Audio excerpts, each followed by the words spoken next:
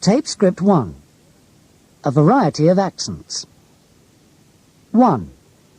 The capital city of my country was specially designed and built with wide tree-lined streets radiating out in all directions from the city centre.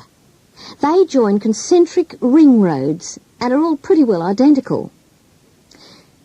This is in federal territory on the border of New South Wales and Victoria.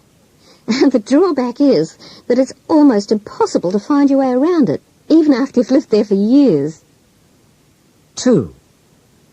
Well, it's the capital city of the country.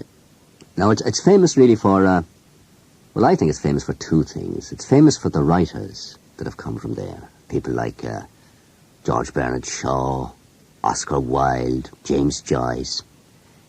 And it's also famous for a drink. A drink called Guinness. A wonderful drink. It's known locally as Liffey water, after the river that flows through the centre of the town, the River Liffey. 3. This city is a very large city. It's the capital city of our country. It's very busy with a lot of traffic. Has a big river running through it, which used to be used by quite big boats, although the docks aren't used very much now. A very good way to see the city is from a bus, because the buses have 2 decks and they're bright red. 4. My capital is unusual because, although it's in a state, it's considered a separate district with its own laws and regulations.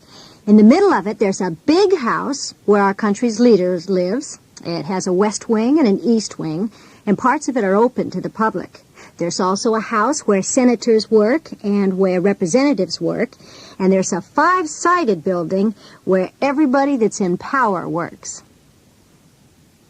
5. I come from an ancient city sometimes referred to as the Athens of the North.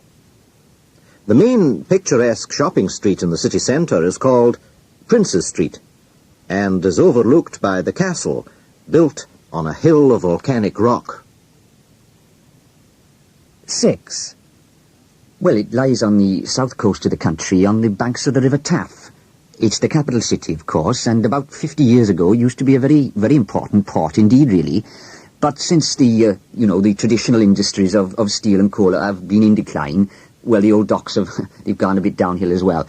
But it's got a lot of history, of course. It goes back to the days of Julius Caesar at least. It's got an old castle in the middle, and it's got a brand new concert hall, which is very appropriate for the land of song, I think.